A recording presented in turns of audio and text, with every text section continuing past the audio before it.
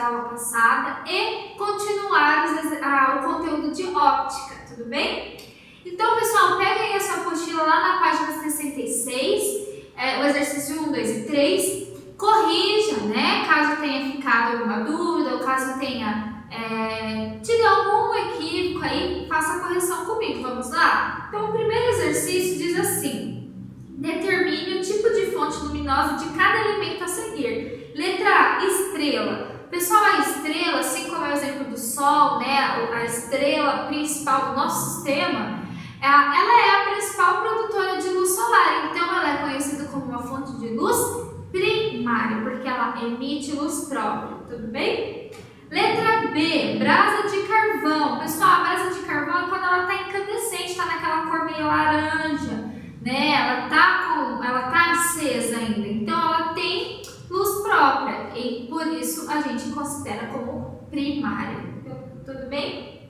Letra C, o livro. Pessoal, o livro, olha só, como é que eu estou segurando aqui, tá? O livro que vocês estão em mãos aí, ele está produzindo luz própria? Não, mas a gente consegue visualizar. Por quê? Porque a luz da lâmpada bate no livro e reflete até na lente aí, que vocês conseguem ver, ou se fosse numa aula presencial, até os olhos de vocês, tudo bem? Então, o livro é uma fonte de luz secundária. Assim como a letra B, que é o professor, né?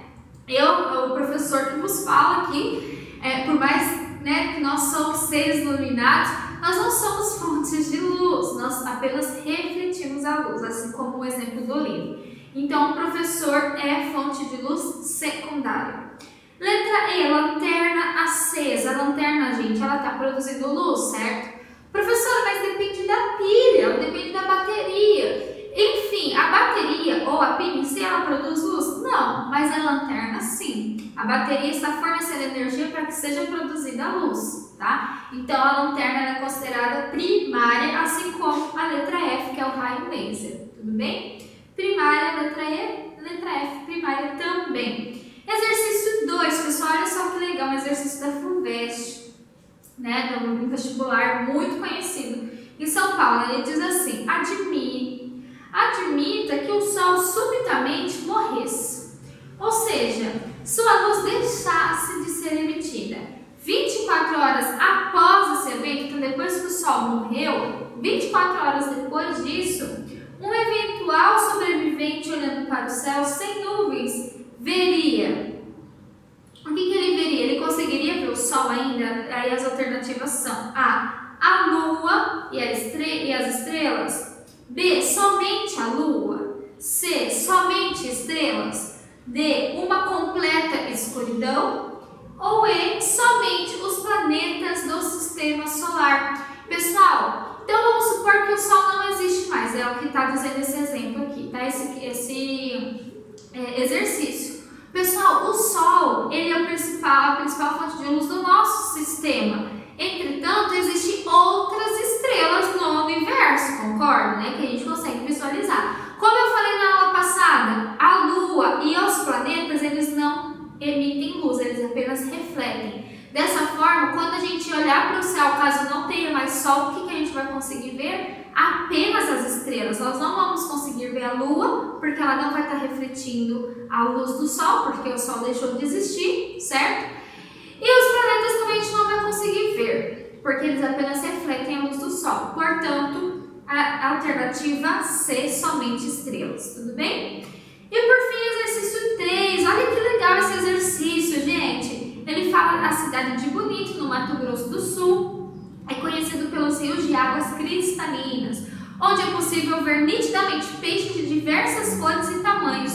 Com base nos conceitos ópticos, essas águas são consideradas opacas, transparentes ou translúcidas. A gente viu isso na aula passada, né? Então a gente consegue visualizar perfeitamente os peixinhos, sim ou não? Sim, né, Thaís? Uma imagem aí linda, eu tenho muita vontade de conhecer Bonito aí, essa cidade, esse lugar, né? Pessoal, como a gente consegue visualizar nitidamente os peixes, a luz ela está sofrendo refração, ela está sofrendo desvio? Não! Então, a justificativa que a gente pode considerar considerar então, né, a resposta correta aí é: as águas podem ser consideradas transparentes, uma vez que permite a visualização nítida dos peixes, ou seja, a luz incide sobre a água e, né, essa água transparente, e não sofre dispersão, e a gente vê os peixinhos nitidamente, perfeitamente, tudo bem?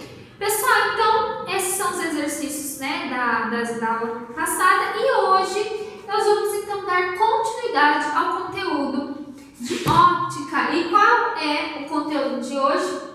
Olha só, luz e suas propriedades. Estamos lá na página 58, tá? Acompanhe aí também, grifem, tá? Muito importante. Então vamos lá, nós temos 3 propriedades da luz, tá? Muito importante isso daqui, gente. Muito importante mesmo. Deixa aí recadinho do coração, hein? Esse aqui, gente, tem até situações que vocês poderão aplicar esses conhecimentos da física no seu cotidiano. Vamos ver quais são. O primeiro dessas características é a propagação retilínea, ou seja, a luz ela se propaga de maneira retilínea. O que isso está dizendo para nós? Olha só, eu trouxe aqui um exemplo de uma vela, né? Se a gente tem uma vela acesa, né? A fonte primária de luz aqui, o fogo, a luz do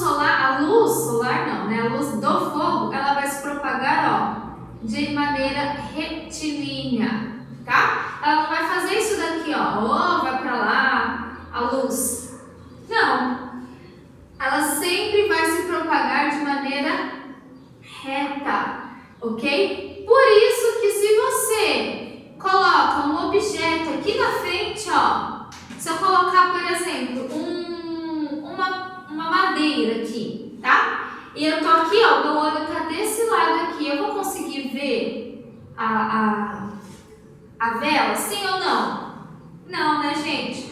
Porque a luz ela não vai fazer isso daqui, ó, tá? Ela não tem essa capacidade de desviar de objetos. Ela se propaga de maneira retilínea e por isso, ela, nesse caso, o objeto opaco, a luz não vai passar, tudo bem? A segunda característica, muito importante também, galera, olha só, é a propagação independente dos raios de luz. O que isso está dizendo para nós? Olha só, um raio ele se propaga independente do outro, um raio não anula o outro, um raio de luz, na hora que incide, bate um no outro, um não aniquila, não anula o outro. E olha só o exemplo que eu trouxe aqui, olha só, tentei desenhar, sabe aqueles canhões de festa, gente? Né, que às vezes fica passando aquelas luzes coloridas assim. Olha só que legal, aqui houve o cruzamento de um feixe de luz de cor azul e um feixe de luz de cor vermelha. Olha só, a luz vermelha ela passou pela luz azul e continuou a sua propagação retilínea. Ela não anulou, ou seja, ela não chegou aqui e parou.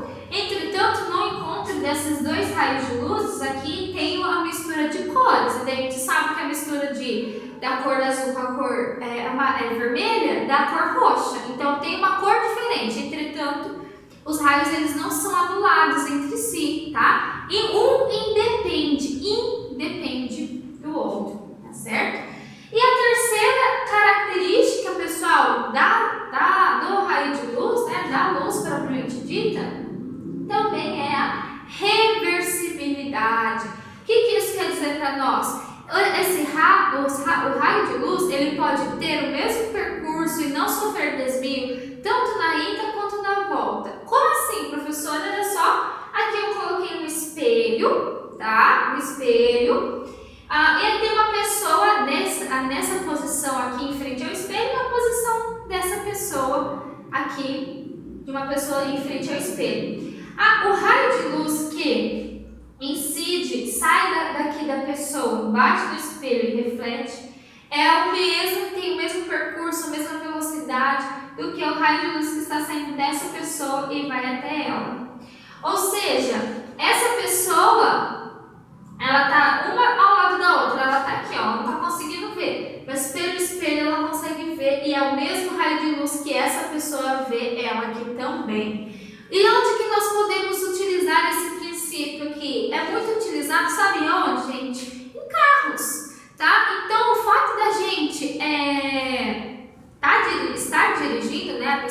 dirigindo, ela tem os retrovisores ao lado, né, do carro, do ambiente externo, e o retrovisor interno que é aqui no meio, certo? Já aconteceu com vocês da pessoa às vezes estar aqui, ó, dirigindo e você está sentado lá no banco de trás? E daí você olha pelo retrovisor, você vê o olho da pessoa certinho, e a pessoa olhando pelo retrovisor, ela pode te ver. Esse é o princípio da reversibilidade. Um outro exemplo também que a gente pode usar, pessoal, pais que têm nenenzinhos, né, que têm filhos pequenos, que tá na cadeirinha, muitas vezes, eu já vi isso em alguns filmes que mostram os pais que tem a cadeirinha lá atrás, né, com o filho, e tem um espelhinho bem em cima ali da posição da cadeirinha do filho. Para que serve esse espelhinho? O pai, a mãe que está dirigindo, ele olha pelo retrovisor, que vai bater naquele espelho e que vai refletir a imagem do filho. Com isso, como ele está dirigindo, ele precisa dar atenção aqui, ó, o foco para frente, ele não pode ficar, ai filho, como é que tá aí? Né? Olha para trás. Então, ele está reto, ele consegue olhar pelo retrovisor, que é um espelho, reflete a luz no outro espelho e reflete no rostinho da criança, tá? Esse é o princípio, então, da reversibilidade, um dos 3 principais princípios da luz. Então, pessoal, se eu perguntar para vocês numa prova, num trabalho, quais são as 3 principais características da luz, quais vocês vão me responder? Propagação retilínea, propagação independente dos raios de luz e reversibilidade. Tudo bem? Anotado? Entendido? Pessoal, então, por hoje a nossa aula se encerra aqui, tá certo? Nós nos vemos na próxima aula. Deixei alguns exercícios para vocês realizarem, tá? Como forma de revisão, de aplicação do conteúdo de hoje. Façam e dúvidas estou à disposição de vocês, tudo bem? Abraço, gente, até mais!